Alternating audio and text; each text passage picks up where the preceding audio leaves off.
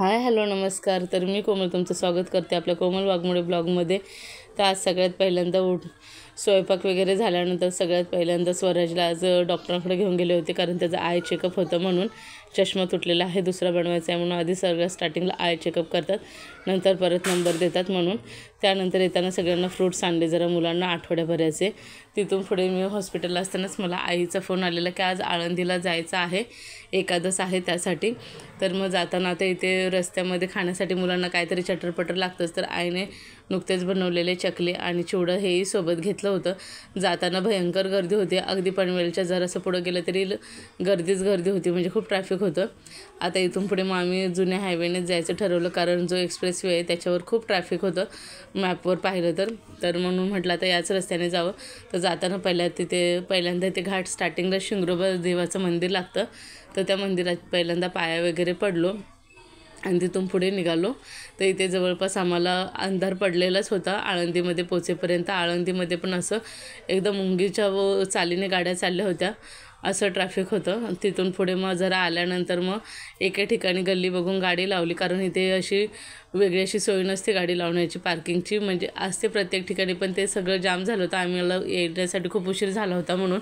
तर गाडी लावण्यासाठी उमेश गेला होता, तर आम्ही म्हटलं जरा तोपर्यंत इथे थांबून घ्यावं. आणि म्हणजे प्रत्येकाला आतून एवढं सगळ्यांनी चालत येणं म्हणजे पोरांना वगैरे घेऊन मग खूप कंटाळवाणे वाटतं. तर उमेश गेला आतमध्ये गाडी लावायला आणि आम्ही बाहेरच थांबलो. त्यानंतर मग उमेश आला गाडी लावून आणि नंतर आम्ही निघालो इकडे जे आपलं समाधी मंदिर आहे तिथे चाललो आहोत. तर समाधी मंदिराकडे जाताना जवळजवळ हा एक किलोमीटरचा तरी अंदाजे रस्ता होता, म्हणजे आम्ही एवढ्या पाठी होतो. आणि तिथून पुढे मग आता चालत चाललेलं आहे. मुलांचं रस्त्यामध्ये पळणं खेळणं चाललेलंच होतं. कोण म्हणायचं उचलून घे, कोणाला पळायचं होतं. तर अशा गमती जमती करत असं कधी रस्ता म्हणजे संपला ते काही कळालं नाही. आणि तिथून पुढे मग इथे हिंदवी स्वराज तर मग काय खेळत खेळत चाललेले. आणि त्याच्यासोबत समर्थला पळायचं होतं. त्याला पळण्यामध्ये खूप म्हणजे पळायला खूप आवडतं. रस्ता मोकळा दिसला की त्याला किती पळून किती नको असं होतं. तर आता हा इथला जवळचा परिसर सगळं म्हणजे मंदिराच्या जवळपास पोचलेला आहोत. आता इथे इंद्रायणी नदी आहे, इंद्रायणी नदीच्या काठी आहोत. आता इंद्रायणी नदीच्या काठी सगळ्यात पहिल्यांदा पाय वगैरे धुणार आणि तिथून पुढे मग आम्ही जाणार आहोत समाधी मंदिराकडे दर्शनासाठी. तर इथे हिंदवीला चालायचं खूप कंटाळा आलेला, मग तिला मामाने उचलून घेतलेलं होतं. म्हणजे असं एक झालं की एक उचलून घ्या म्हणतच होती मुलं.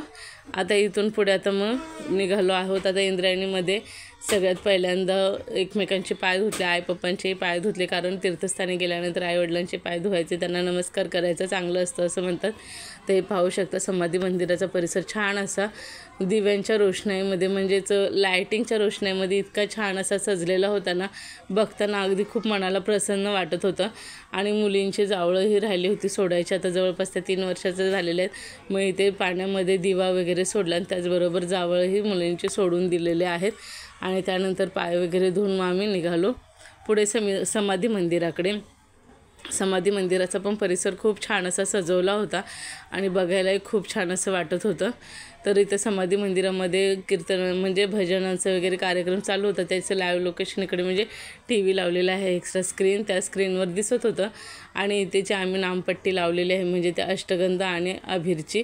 तर ती काही हिंदवीला आधी काढायची नव्हती. सगळ्यांचं बघितल्यानंतर तिला वाटलं की मलाही पाहिजे, मग परत तिच्यासाठी काढून घेतली. आणि हे जे अलीकडचे मंदिर दिसत आहे हे नवीन झालेलं ज्ञानेश्वर माऊलींचं मंदिर आहे. तेही छान असं मस्त दिव्यांनी छान असं सजवलं होतं म्हणजे लायटिंगने. आणि हा आहे समाधी मंदिरात जाण्याचं प्रवेशद्वार, तेही छान असं सजवलेलं होतं. पण आम्ही प्रदक्षिणाच घातली, कारण लाईन भरपूर होती आणि मुलांना घेऊन एवढ्या लाईनीमध्ये उभं राहणं शक्य नव्हतं. मग तिथून बाहेर आल्यानंतर बांगड्या वगैरे भरल्या, थोडीफार शॉपिंग केली, मुलांना खेळणी वगैरे प्रसाद वगैरे या सगळ्या गोष्टी घेतल्या. तिथून आलो गाडीमध्ये आल्यानंतर हिंदवीचा झालेला जेवणाचा टायमिंग, मग तिच्यासाठी दूध आणलेलं होतं एक्स्ट्राचं. मग ते दूध तिला पिण्यासाठी दिलं सगळ्यात पहिल्यांदा, कारण ती परत झोपते, 10 10:30 झाले की झोपते. आणि आम्हाला गाडीमध्ये पोहोचेपर्यंत 10:30 झाले होते.